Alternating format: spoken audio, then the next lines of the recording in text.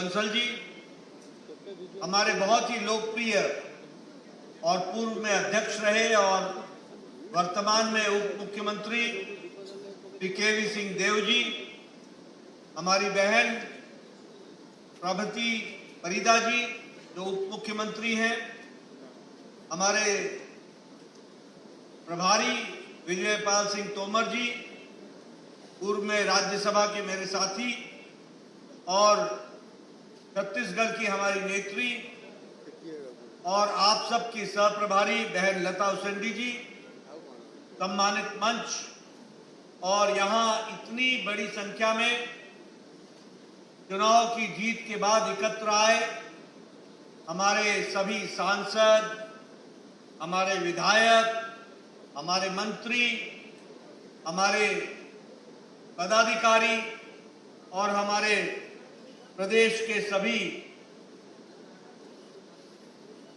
कार्य समिति के सदस्यगण, मीडिया के मेरे साथी, प्रिंट मीडिया और इलेक्ट्रॉनिक मीडिया के मेरे साथी, मेरा ये सौभाग्य है कि चुनाव की जीत के बाद जो पहली मुलाकात कार्य समिति की बैठक में हो रही है, तो एक हर्षोल्लास के वातावरण में मुझे इस पुण्य भूमि, जय जगन्नाथ जी की भूमि, भगवान जगन्नाथ जी की भूमि, यहां आने का सौभाग्य मिला।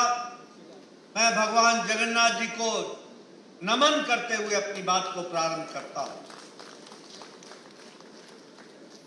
यह भूमि जो वीरता की भूमि है, शौर्य की भूमि है, यह भूमि जो संस्कृति से ओतप्रोत है, यह भूमि जो संस्कृति को दिशा और दृष्टि देने वाली भूमि है, ऐसी भूमि पर मुझे आने का सौभाग्य मिला।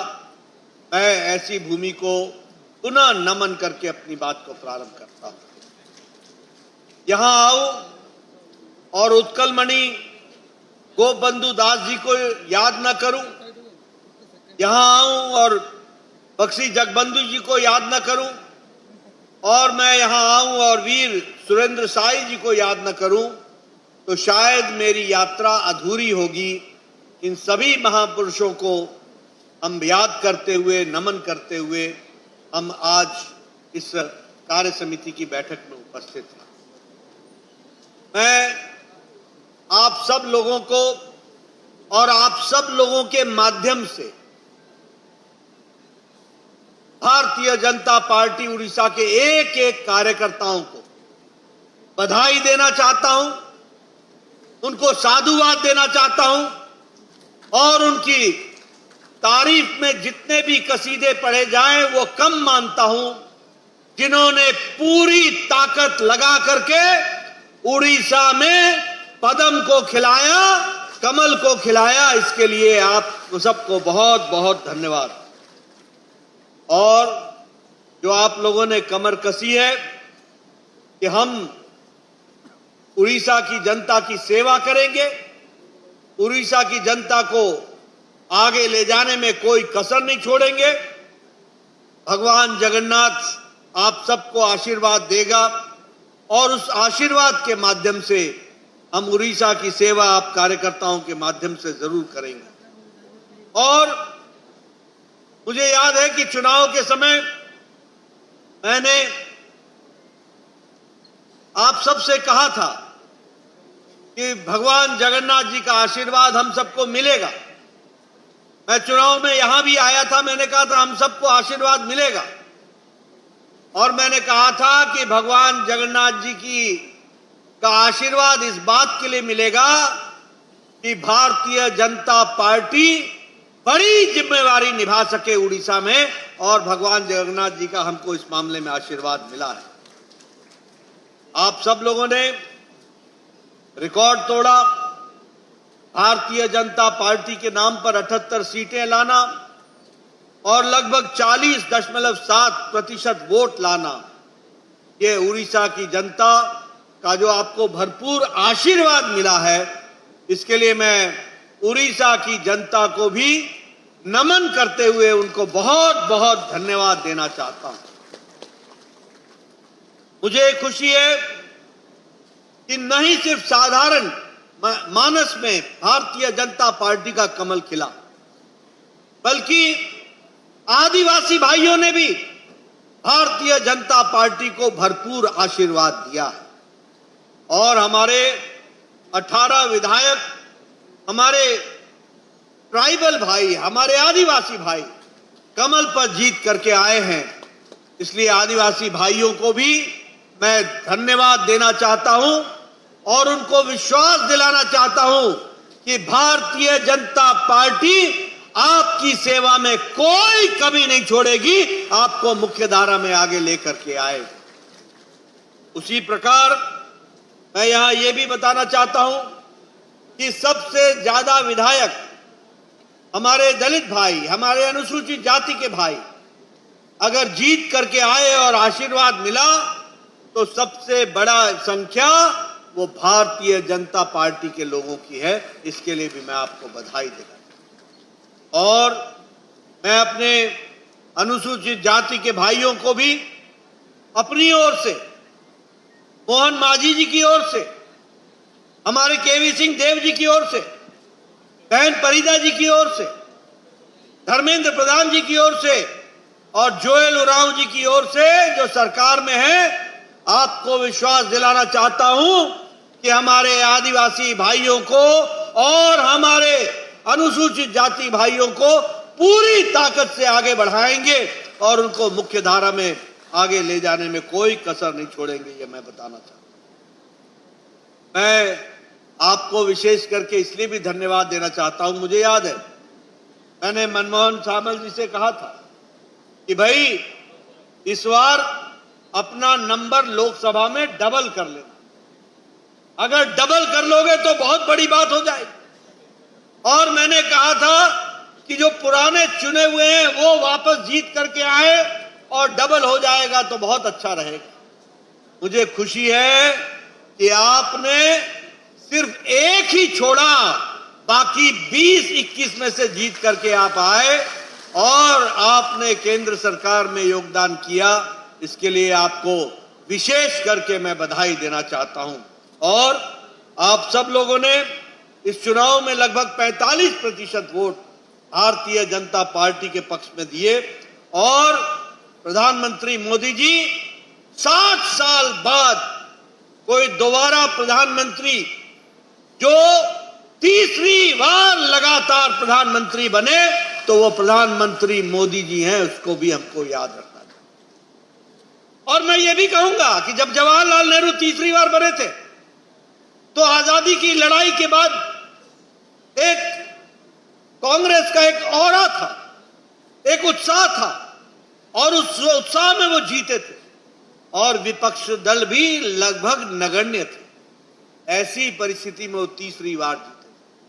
लेकिन 60 साल बाद पूरी ताकत के साथ और पूरी शक्ति के साथ अगर जीत हासिल हुई है तो प्रधानमंत्री मोदी जी को तीसरी बार प्रधानमंत्री बनने की जीत हासिल हुई है। इसको भी हमको ध्यान में रखना चाहिए। और इसके साथ साथ आपके ही नजदीक में आंध्र प्रदेश में हम वहां पर भी सरकार बना पाए। हम उसके साथ साथ अरुणाचल प्रदेश में भी लगातार तीसरी बार सरकार पेमा खांडू जी के नेतृत्व में बन गई और सिक्किम में भी एनडीए की सरकार बनकर के आई। ये आप सब लोगों के ध्यान में रहना। मैं यहां ये भी कहना चाहता हूं कि ये अकेली भारतीय जनता पार्टी है और आप सबको फख्र होना चाहिए कि अकेली भारतीय जनता पार्टी है जो सारे देश की पार्टी, पैन इंडिया पार्टी। हम उत्तर भारत में हैं, हम दक्षिण भारत में हैं, हम पश्चिम भारत में हैं, हम पूर्व भारत में हैं, हम पूर्वोत्तर में हैं, हम मध्य भारत में हैं। कहीं कमल है तो सब जगह भारतीय जनता पार्टी है। और इसीलिए हम ये भी कहना चाहते हैं कि 1500 छोटी और बड़ी राजनीतिक दल को देश में मिला लें तो अकेली भारतीय जनता पार्टी है जिसमें आंतरिक प्रजातंत्र है, भाई भतीजावाद नहीं है, अपना पराया नहीं है, बल्कि सबका साथ, सबका विकास, सबका विश्वास इस मंत्र को लेकर चलने वाली पार्टी है तो भारतीय जनता पार्टी है। ये हमको याद रखना चाहिए। और मैं इसके साथ साथ यह भी आपको बताना चाहता हूं कि हम अकेले ऐसे हैं, पार्टी है जो अगर हम अपने व्याप को देखें तो हम कह सकते हैं कि 18 राज्यों में भारतीय जनता पार्टी और एनडीए की सरकार आज 18 राज्यों में है और विशुद्ध भारतीय जनता पार्टी की सरकार 13 राज्यों में है, अकेली भारतीय जनता पार्टी की। और मैं यहां यह भी आपको बताना चाहता हूं कि हम लगभग 58% के भूभाग पर भारतीय जनता पार्टी की सरकार, 58% के, और 57% के भूभाग, 57% की जनसंख्या पर भारतीय जनता पार्टी का शासन है, 57%। इसलिए और मुझे बड़ा आश्चर्य होता है, मैं मंच के लोगों को भी कई बार बोलता हूं, आपको भी बताना चाहता हूं, हमारे कांग्रेस पार्टी के लोग में अजब सा उत्साह आ गया, बड़ी जीत हासिल हो गई। ये तो वही हुआ जैसे कोई हमेशा फेल होता हो, वो पास मार्क से पास कर जाए तो बड़ा खुश हो जाए, ऐसा कांग्रेस का हाल हो गया है।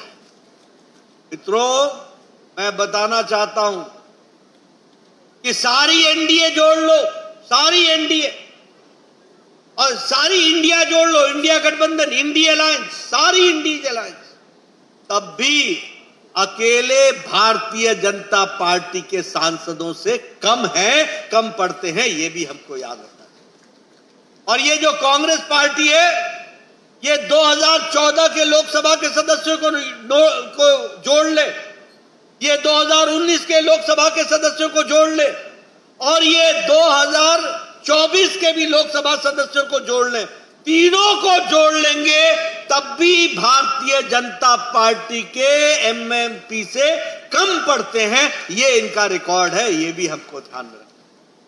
इसलिए ये जो पार्टियां हैं, इसमें मैं एक बात और बताना चाहूंगा कि 13 राज्यों में कांग्रेस पार्टी जीरो है, जीरो, 13 स्टेट्स में, 13 राज्यों में, हिमाचल प्रदेश में जीरो, उत्तरांचल में, उत्तराखंड में जीरो, अरुणाचल प्रदेश में जीरो, सिक्किम में जीरो, मिजोरम में जीरो, त्रिपुरा में जीरो, आंध्र प्रदेश में जीरो, मध्य प्रदेश में जीरो, जम्मू कश्मीर में जीरो, दिल्ली में जीरो, अंडमान निकोबार, दादरा नगर हवेली और लद्दाख में भी जीरो के जीरो हैं ये कांग्रेस पार्टी। 13 राज्य और यूनियन टेरिटरी में साफ है, लेकिन फिर भी ऐसा उत्साह दिखाने की कोशिश हो रही है जैसे बड़ी भारी जीत हुई। इनको मालूम नहीं है कि भारतीय जनता पार्टी, जैसा मैंने कहा कि इंडिया अलायंस को पूरा जोड़ ले तब भी अकेले भारतीय जनता पार्टी भारी पड़ती है, यह भी हम सबको ध्यान में रखना चाहिए। और एक बात और कांग्रेस के बारे में मैं बोलना चाहता हूं कि कांग्रेस पार्टी ये अमरलता की बेल की तरह है, ये पैरासाइट है, ये अपने ताकत पर नहीं खड़ी होती, ये दूसरों के ताकत पर खड़ी होती है। आप देखिए, गुजरात, मध्य प्रदेश और छत्तीसगढ़, ये तीनों राज्यों की कुल लोकसभा की सीट है 64। जब कांग्रेस पार्टी बीजेपी से सीधे लड़ती है तो 64 में 62 सीट भारतीय जनता पार्टी जीतती है, कांग्रेस के हाथ 2 सीट लगती है, 2 सीट। इनका स्ट्राइक रेट 25% से भी नीचे है और ये जीतते कहां हैं? जहां ये परजीवी की तरह दूसरी पार्टियों के बेल की तरह चढ़ करके अपने सीटों को जीतने का काम कर, और जहां रीजनल पार्टी इनका साथ नहीं देती हैं, वहां ये जीरो हो जाते हैं। पश्चिम बंगाल में ममता ने इनको ठेंगा दिखा दिया तो पश्चिम बंगाल में इनका कांग्रेस पार्टी का ग्रुप का जो नेता था वह भी हार गया। यह परिस्थिति आकर के खड़ी हुई। इसलिए, और ये जिसके साथ जुड़ती है ना कांग्रेस पार्टी, जिसके साथ, ये उसको कमजोर कर देती है। क्योंकि बेल का ये स्वभाव है कि वो ताकत पेड़ से लेती है, तने से लेती है, और ये दूसरी पार्टियों के ऊपर सहारे लेकर के सहयोगी वोटों पर, सहयोगी पार्टियों के वोट पर जिंदा रहती है और उसी का वोट खा जाती है। इस तरीके से इनकी स्थिति आकर के खड़ी होती है। और इसलिए मित्रों, आप सब भी ध्यान में रखिए, ये बैसाखियों पर चलने वाली पार्टी है, ये बैसाखी पर पार्टी है, और सरकार में जब भी आती है तो बाय डिफॉल्ट आती है। इसको भी हमको ध्यान में रखना है। इसलिए मित्रों, यह हमारी जिम्मेवारी है और आप सब लोगों की विशेष जिम्मेवारी है, जो आज आपको उड़ीसा की जनता ने उनकी तस्वीर और तकदीर बदलने के लिए पूरी ताकत से आपको शक्ति दी है। आपको उन्होंने अपना योगदान दिया है और मुझे पूरा विश्वास है कि यहां बैठा नेतृत्व मोहन मांझी जी के नेतृत्व में और आप सबके कर्तृत्व से उड़ीसा की तकदीर और तस्वीर दोनों बदल देंगे। इस तरीके का हमको संकल्प लेकर के जाना।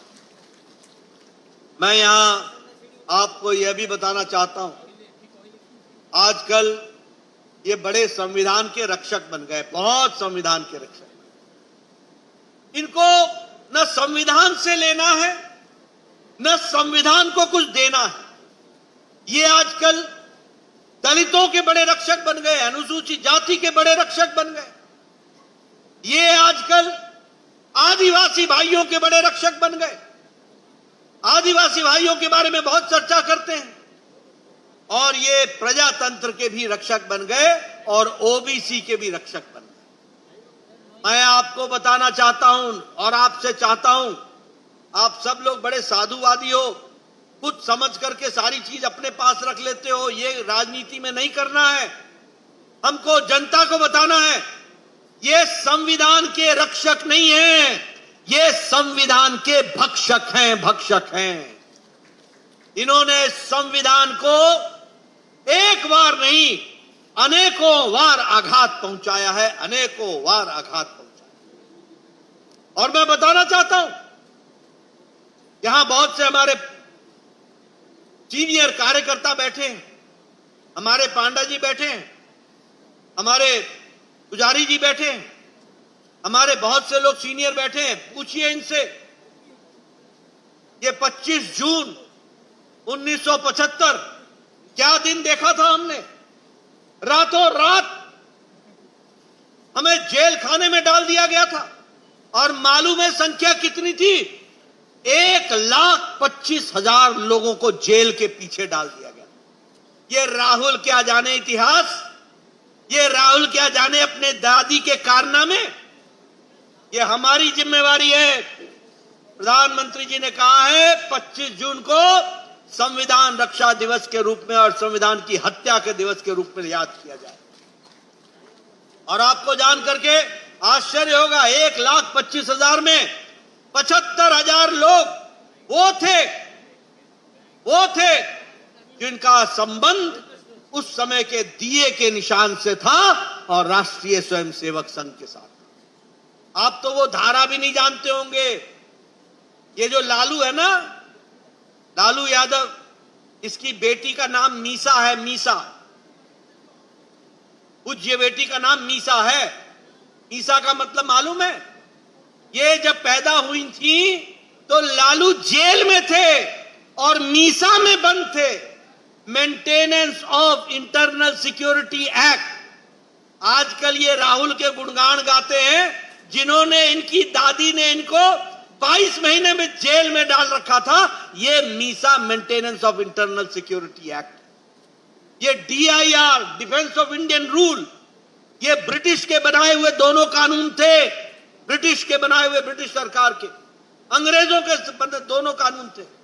और हमारे 1,25,000 लोग 22 महीने से ज्यादा मीसा में और DIR में जेल के अंदर रहे और ये राहुल हमें संविधान की रक्षा समझाने लगा है। बोलो, ऐसे लोगों को सुनना है क्या? ऐसे लोगों को सुनना है क्या? जनता को सही बताना है कि नहीं बताना है? संविधान की रक्षा करने वाले कौन हैं? हम हैं। संविधान की रक्षा किसने की? और मालूम है इंदिरा गांधी ने इमरजेंसी क्यों लगाई थी? इसलिए कि इलाहाबाद हाई कोर्ट ने कह दिया था कि तुम्हारा चुनाव अवैध है। इसलिए कि इलाहाबाद हाई कोर्ट ने यह कह दिया था कि आप 6 साल तक चुनाव नहीं लड़ सकती हैं। इसलिए कानून बदलने का काम उस समय किया गया और संविधान पर आघात लगाने का काम किया। मालूम है क्या कानून बनाया था? ये संविधान के चैंपियन बनने वाले, ये संविधान के रक्षक बनने वाले, इनकी दादी ने क्या कानून बनाया था? कानून था कि प्रधानमंत्री पर और राष्ट्रपति पर कोई भी क्रिमिनल प्रोसीडिंग सरकार से हटने के बाद भी नहीं चलाया जाएगा। यह कानून बनाया था। जिसके दाढ़ी में तिनका होता है ना, जिसकी दाल में कुछ काला होता है ना, वही ऐसी हरकत करते, क्योंकि इनके हाथ पाप से रंगे हुए थे, भ्रष्टाचार से रंगे हुए थे और इन्होंने संविधान को इस तरीके से तोड़ने का प्रयास किया।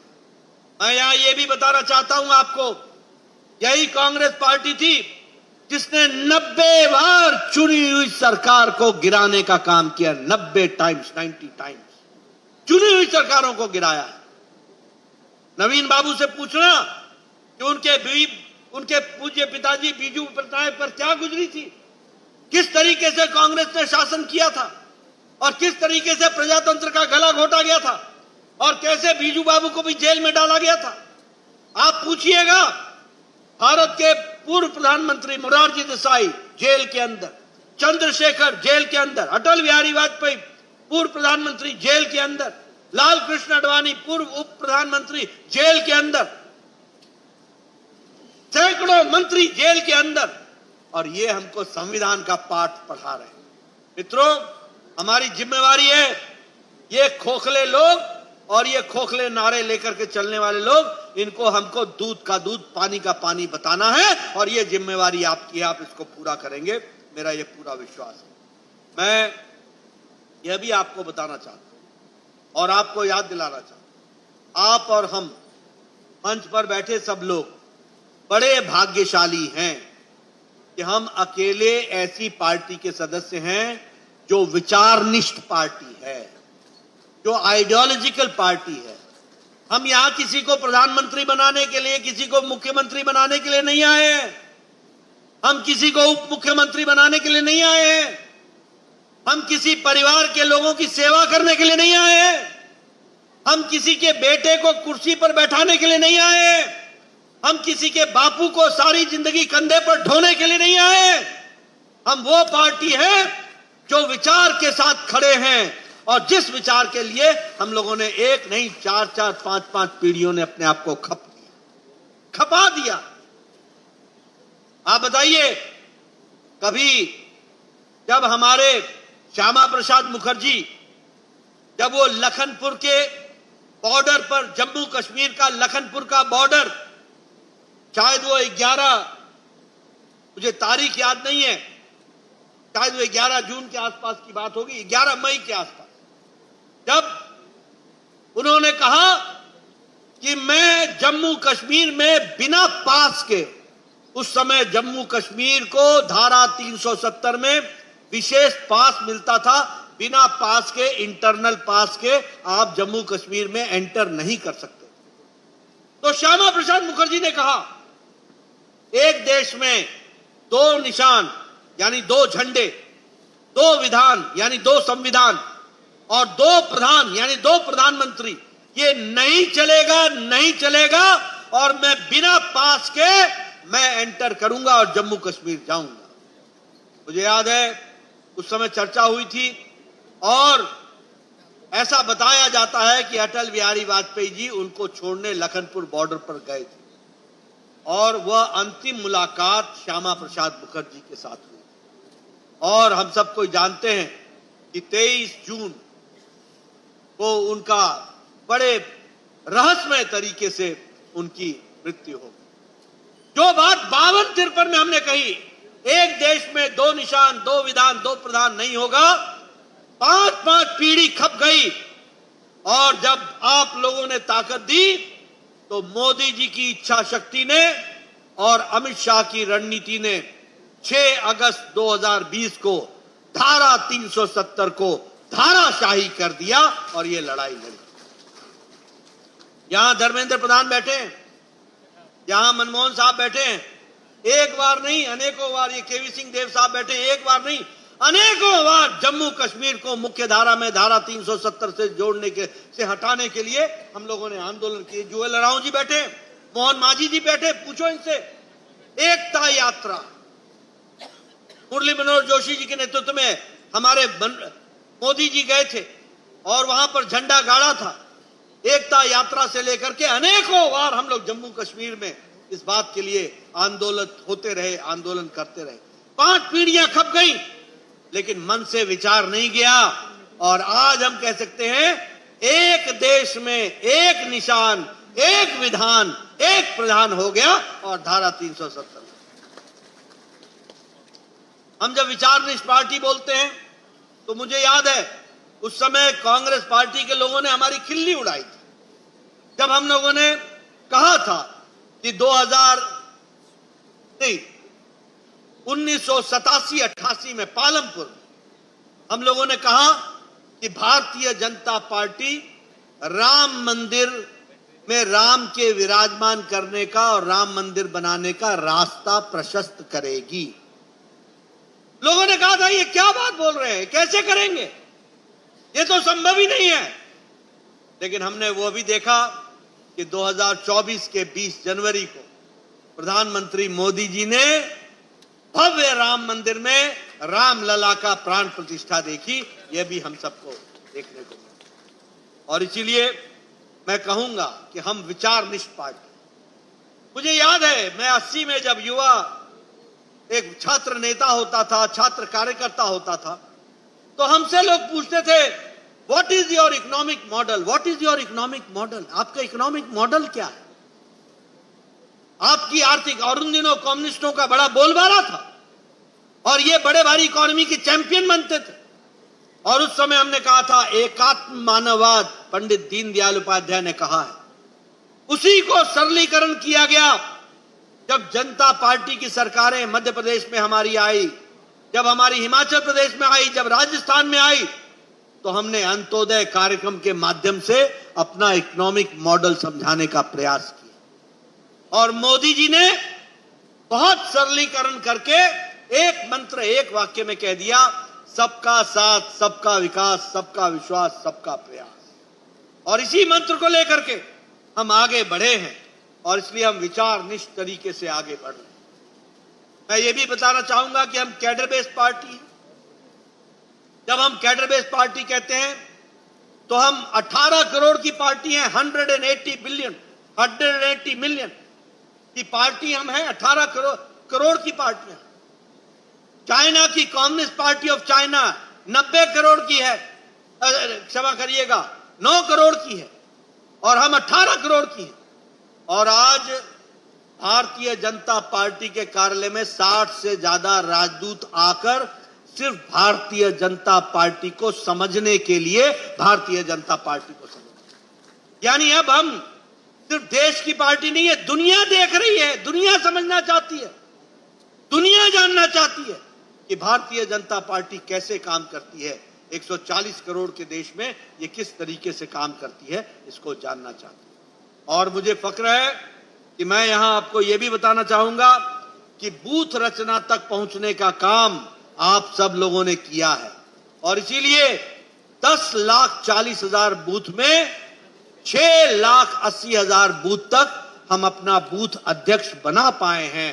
और आपने भी उड़ीसा में 32,000 बूथों तक आप पहुंचे हैं और यही कारण है कि जब उड़ीसा की जनता ने आपको आशीर्वाद देने का तय किया तो 1-1.5 महीने के अंदर ही हमारी सरकार बन गई। इस बात को भी हमको समझ लेना चाहिए। को भी हमको ध्यान में रखना। इसलिए हम आइडियोलॉजिकल बेस्ड पार्टी है, कैडर बेस्ड पार्टी है और हम मास बेस्ड पार्टी है। सबसे ज्यादा एमपी लोकसभा में भारतीय जनता पार्टी के, सबसे ज्यादा एमपी राज्यसभा में भारतीय जनता पार्टी के, सबसे ज्यादा एमएलए 1500 से ज्यादा एमएलए भारतीय जनता पार्टी के, सबसे ज्यादा मेयर भारतीय जनता पार्टी के, सबसे ज्यादा जिला परिषद के सदस्य भारतीय जनता पार्टी के, सबसे ज्यादा जिला परिषद के अध्यक्ष भारतीय जनता पार्टी के, सबसे ज्यादा ब्लॉक डेवलपमेंट कमेटी के अध्यक्ष भारतीय जनता पार्टी के और सबसे ज्यादा बीडीसी के सदस्य भारतीय जनता पार्टी के और सबसे ज्यादा प्रधान भी पंचायतों में चुने हुए हैं तो वो Bharatiya Janata Party. We have a mass following, हमारी मास फॉलोइंग है। इस मास फॉलोइंग को लोग लेकर के आगे बढ़ने का काम कर और इसीलिए मैं आपको यह भी याद दिलाना चाहता हूं, आप याद करो 2014 से पहले का देश और आज याद करो 2024 का देश। मोदी जी के नेतृत्व में 10 साल में क्या अंतर आ गया। यही देश, इसको भ्रष्टाचारी देश कहते थे 2014 में, हमें करप्ट स्टेट कहा जाता था, करप्ट। यही देश पॉलिसी पैरालिसिस कहलाता था, निर्णय न लेने वाला देश। यही देश रिमोट कंट्रोल से चलने वाला देश था। यही देश प्रधानमंत्री के पास प्रधानमंत्री की अथॉरिटी नहीं थी। ये 2014 से पहले का हमने देश देखा है। Policy paralysis, no governance, corruption, भाई भतीजावाद, परिवारवाद, ये हमने देखा है। लेकिन 2014 के बाद हमने देखा किस तरीके से प्रधानमंत्री जी ने रिफॉर्म, परफॉर्म एंड ट्रांसफॉर्म, परिवर्तन लाओ, परफॉर्म करो और देश में परिवर्तन लाओ, इस मंत्र को लेकर के आगे चलो। और उन्होंने क्या कहा कि समय कम है, कम समय में ज्यादा काम करना है, इसलिए स्पीड, स्केल और स्किल तीनों को जोड़ करके आगे बढ़ना है। और आज आप देखिए, चाहे दुनिया की बात कर लो, आज चाहे आप किसी भी पैमाने पर देख लो, आज भारत को दुनिया देख रही है और मोदी जी के नेतृत्व को भी दुनिया देख रही है। ये हम सबके ध्यान में। अभी आपने देखा प्रधानमंत्री पेरिस गए थे, G7 की मीटिंग में किस तरीके से प्रधानमंत्री जी ने नेतृत्व किया। अभी आपने देखा प्रधानमंत्री जी रशिया गए थे। ये कभी सोचा था कि पुतिन किसी प्रधानमंत्री को अपने घर में निमंत्रित दे और 6 घंटे तक बैठ करके घर में बातचीत करे। ये संभव हुआ है तो 1-to-1 दोस्ती का संबंध अगर बना पाए हैं तो प्रधानमंत्री मोदी जी बना पाए हैं और दुनिया में भी उस बात का हमको असर देखने को। इसलिए दुनिया में तो भारत की छवि प्रधानमंत्री जी ने खड़ी की। देश को भी शक्तिशाली देश बनाने में कोई कसर नहीं छोड़ा, ये भी हमको ध्यान में रखना। मैं यहां कई आंकड़े बता सकता हूं और कई आंकड़ों के बारे में चर्चा कर सकता हूं, लेकिन मैं मोटी मोटी 2-3 बातें आपको बताना चाहता हूं। और मैं बताना चाहता हूं आपको कि भारत, इंडिया कैसे बदल रहा है, भारत कैसे बदल गया। एक समय था, आप बताइए, यूक्रेन और रशिया का क्राइसिस के चलते आर्थिक मंदी दुनिया में आई कि नहीं आई? जरा जोर से बोलो, आई कि नहीं आई? आप बताइए, कोरोना की मार दुनिया को पड़ी कि नहीं पड़ी? इन सब के बावजूद भी आज भारत, अगर इंटरनेशनल मॉनेटरी फंड वो बोलता है कि अगर इकोनॉमी में, आर्थिक जगत में अगर कोई उजाला है और ब्राइट स्पॉट है तो वो भारत है, इंडिया है। ये हम नहीं बोलते, ये इंटरनेशनल मॉनेटरी फंड बोलता है। मॉर्गन स्टैनली बोलता है कि भारत 2013-14 के बाद बदला हुआ भारत है। ये कांग्रेसी नहीं मानेंगे कि बदला हुआ भारत है। मैं भी क्या करूं, स्वास्थ्य मंत्री हूं, इनको नजरें तो दे सकता हूं, दृष्टि कहां से लाऊं, विजन कहां से लाऊं, इनको तो दिखेगा नहीं। लेकिन मॉर्गन स्टैनली बोलता है कि 2013-14 का बदला हुआ भारत आज हमको देखने को। और उसी तरीके से मूडीज का जीडीपी ग्रोथ रेट, वह भारत का प्रोजेक्शन 8% का करता है, 8% का ग्रोथ रेट का 2024 का प्रोजेक्शन करता है, उसको ध्यान में रखें। मित्रों, जो लोग लिख रहे हों वो इसको याद कर लें या लिख लें। मैं बार बार बताना चाहता हूं, ये लोग बोलते हैं महंगाई है, ये लोग बोलते हैं बेरोजगारी है। मैं तो कई बार बोलता हूं, ये राहुल दोनों भाई बहन जो है ना, ये और ये सारी कांग्रेस जमात, ये पढ़ी लिखी अनपढ़ है, ये पढ़ी लिखी में अनपढ़ है। मैं जिम्मेवारी के साथ बोल रहा हूं, इनको कोई अर्थनीति समझ में नहीं आती है। मैं आपके सामने इंटरनेशनल मॉनिटरी फंड IMF का वर्ल्ड इकोनॉमिक आउटलुक का ग्रोथ प्रोजेक्शन 2024 का बता रहा हूं, 2024 का नोट कर लो। यूनाइटेड स्टेट्स ऑफ अमेरिका, जो सबसे विकसित देश बोला जाता है, उसका प्रोजेक्शन है 2.6%। जर्मनी का ग्रोथ रेट 0.2%, फ्रांस का ग्रोथ रेट 0.9%, जापान का ग्रोथ रेट 0.7%, यूके का ग्रोथ रेट 0.7%। ये जितने मैंने देश के नाम लिए, ये सब विकसित राष्ट्र हैं, ये सब विकसित राष्ट्र हैं। और भारत का प्रोजेक्शन रेट इंडिया का 7%, 7% है। और इसीलिए आज भारत 11वें नंबर की अर्थव्यवस्था से छलांग लगा करके, और उस ब्रिटेन को, जिस ब्रिटेन ने भारत पर 200 साल राज किया, उसको पछाड़ करके आज हम 5वीं नंबर की अर्थव्यवस्था बन गए हैं।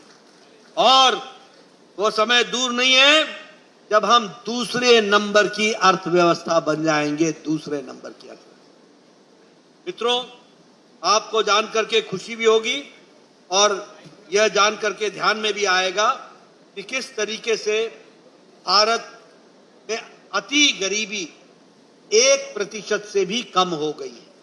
और भारत की गरीबी, 25 करोड़ लोग आज गरीबी की रेखा से ऊपर उठ गए हैं। और यह संभव हुआ है प्रधानमंत्री गरीब कल्याण अन्न योजना के कारण।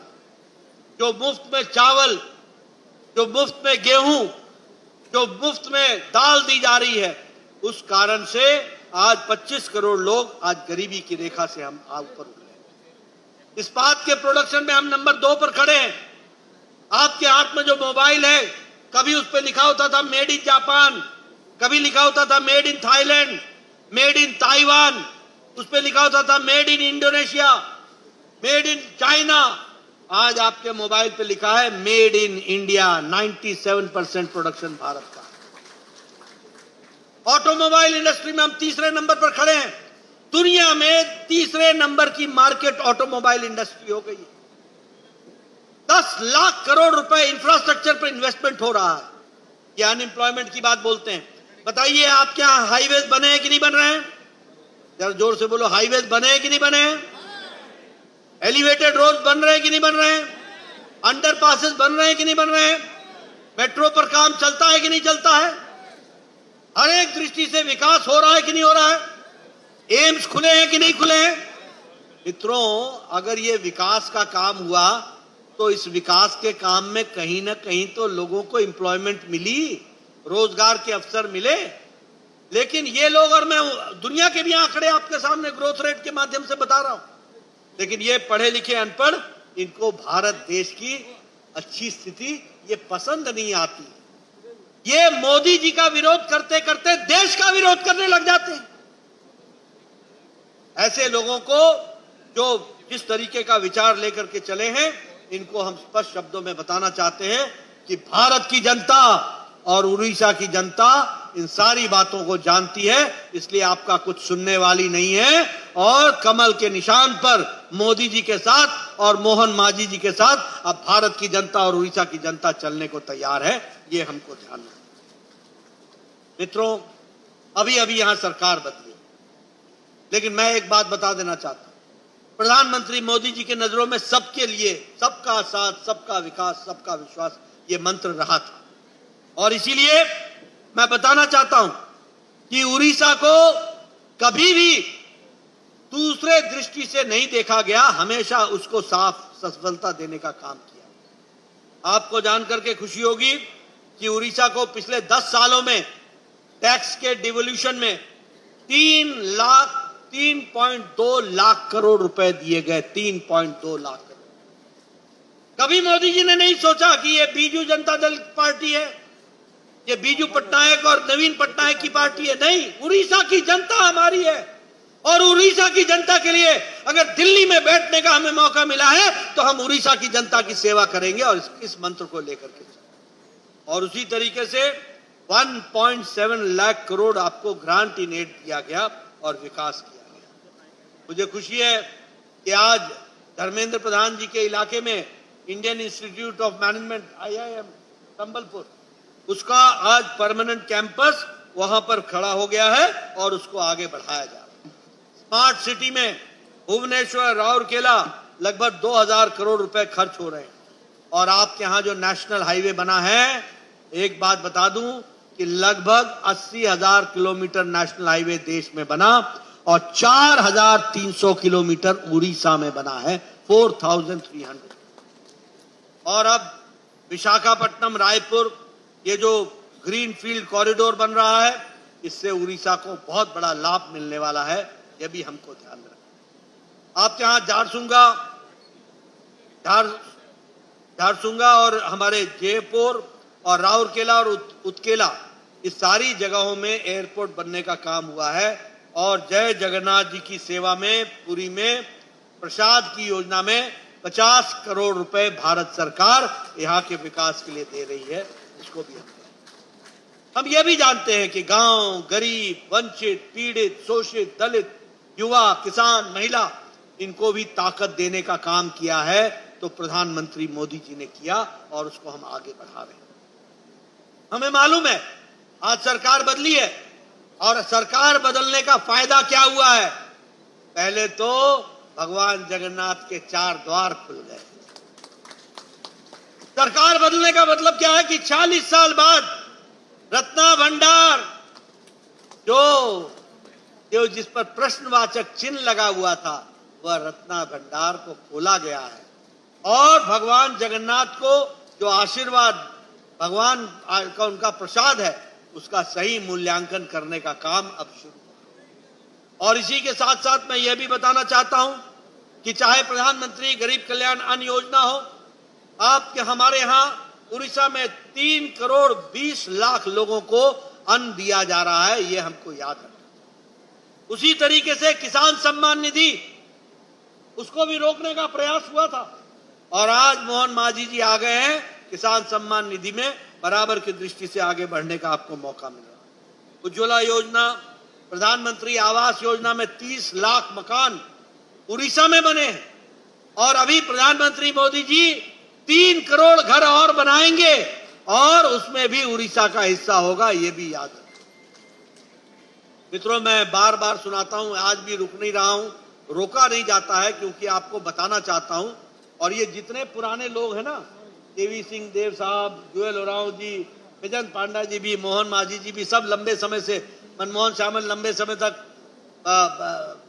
मंत्री रहे उड़ीसा में, धर्मेंद्र प्रधान, इन सब से पूछो, मुझसे भी पूछो। 1993 में जब हम आवास योजना, हमारे भरतहरि मेहताब जी बैठे, इनसे भी पूछो आप। 1993 में हम जब आवास की बात करते थे तो हमारा बीडीओ हमको बताता था कि आपको खुशखबरी सुनानी है, एक पंचायत में 2 इंदिरा आवास योजना मिली है, बताइए किसको दें। और मैं कहता था, एक अनार 100 बीमार। बीडीओ साहब, ये आप ही रख लो, आप ही बांट देना, मैं तो 2 को नहीं बांट सकूंगा। आज बताइए, एक पंचायत में प्रधानमंत्री आवास योजना में 50-50 मकान बने हैं कि नहीं बने? बने हैं कि नहीं बने? 4 करोड़ घर बने, 4 करोड़। और आपके यहां 30 लाख घर बने और 3 करोड़ में और घर बनेंगे। ये भी आपको याद रखना चाहिए, ये भी आपको समझ लेना चाहिए। मैं यहां ये भी बताना चाहता हूं कि ये जो प्रधानमंत्री आवास योजना में घर बन रहे हैं, इसके आधे से ज्यादा का मालिकाना हक बहनों को मिल रहा है, महिला सशक्तिकरण हो रहा है, ये भी हमको ध्यान रखना। और अभी प्रधानमंत्री जी ने प्रधानमंत्री मुफ्त सूर्य घर योजना की कार्यक्रम चलाया है। हर एक घर को आप ऑनलाइन जाओ, वेबसाइट में रजिस्ट्रेशन कराओ, आपको 75,000 रुपए का सहायता मिलेगी और आपके ऊपर आपके घर पे सोलर पैनल लगेगा और आपकी बिजली आपके खर्चे के लिए मुफ्त हो जाएगी और बची हुई बिजली सरकार खरीद लेगी और उसका भी आपको पैसा मिलेगा। यानी आम के आम गुठली के दाम, ये कार्यक्रम होने वाला है। इसलिए मैं आप सबसे निवेदन करूंगा, और मोहन मांझी जी स्कीम को बहुत तेजी से लागू कर रहे हैं, आप सब इसका फायदा उठाइए, गांव-गांव में बताइए कि तुम्हारी बिजली मुफ्त हो जाएगी, ये 100 यूनिट मुफ्त होगी, ये गरीब के लिए मुफ्त होगी। ऐसा नहीं, जो सोलर पैनल लगाएगा उसकी बिजली अपने आप मुफ्त हो जाएगी और जो बिजली वो कमाएगा उसको पैसा का भुगतान हो जाएगा। इस तरीके से देश आगे बढ़ रहा है। आयुष्मान भारत में अब प्रयास है और ये जिम्मेवारी प्रधानमंत्री जी ने मुझे ही दी है कि 70 साल से ऊपर के जो भी बुजुर्ग हैं, बहन हैं, किसी भी जाति के, किसी भी इलाके के, किसी भी मजहब के और किसी भी आमदनी के, गरीब हो या अमीर, सबको आयुष्मान भारत में 5 लाख रुपए का सालाना हेल्थ कार्ड मिले। बोलो, ये बदलता भारत है कि नहीं है? जरा जोर से बोलो भैया, बदलता भारत है कि नहीं है? और इसीलिए मैं आपसे ये निवेदन करना चाहता हूं कि हर स्कीम को लेकर के आगे बढ़ाने का काम भारत के प्रधानमंत्री जी कर रहे हैं और मोहन जी को पूरा ताकत दी गई है। केवी सिंह देव साहब जी को, फरीदा जी को, सब लोग मिलकर के इस काम को आगे बढ़ा रहे हैं। इस खुशहाल मौसम में, इस खुशहाल मौके पर मुझे आप सब लोगों को बोलने का मौका मिला, संबोधित करने का मौका मिला। मैं समझता हूं आप और हम बड़े भाग्यशाली हैं। देखिए, 5 पीढ़ियों ने अपने आप को खपा दिया, सिर्फ कभी जमानत बचाने के लिए, कभी एमएलए बनने के लिए, कभी इलाके में हम वार्ड मेंबर जीत जाएं इसके लिए। आज आप वो खुशनसीब लोग हो जो अपनी आंखों से देख रहे हो कि आपका मुख्यमंत्री, आपका उप मुख्यमंत्री, आपकी उप मुख्यमंत्री, आपकी सरकार और 21 में से 20 सांसद और 78 विधायक की सरकार आप अपनी आंखों से देख रहे हो। ये आपको मौका मिला और इसीलिए मैं चाहूंगा इस समय का सदुपयोग किया जाए और ये जो रोने धोने वाले लोग हैं ना, इनको रोने धोने दिया जाए। ये रोते ही रहेंगे, इनसे कुछ नहीं होने वाला है। इन्होंने कोई विकास का काम नहीं किया, बल्कि विकास के काम में अड़ंगे डालने का काम इन्होंने किया। और इसलिए ये याद रहे, और कांग्रेस पार्टी को भी हम बता देना चाहते हैं, आपको विपक्षी मिली है, आप विपक्षी करिए, आपको हमारी शुभकामनाएं हैं। लेकिन याद रखिए कि लंबे समय हम विपक्ष में रहे हैं, हमें मालूम है कि विपक्ष की कितनी ताकत आपके पास है और आप कितना इस्तेमाल कर रहे हैं। समय बताएगा, लेकिन यह हम एक लंबे काम के लिए चले हैं। हमने प्रधानमंत्री मोदी जी के नेतृत्व में हमारा लक्ष्य साफ है कि 2047 में हमको इसको विकसित भारत बनाना है और विकसित भारत बनाना है तो हमको अपने आप को खपाना है और जनता की सेवा में लगाना है, उसको आगे बढ़ाना है। मुझे पूरा विश्वास है कि आप इस काम को आगे बढ़ाएंगे। आपने मेरी बात बड़ी शांति से सुनी है, इसके लिए आपका बहुत बहुत धन्यवाद। जय भारत, जय उड़िया, जय उड़िया।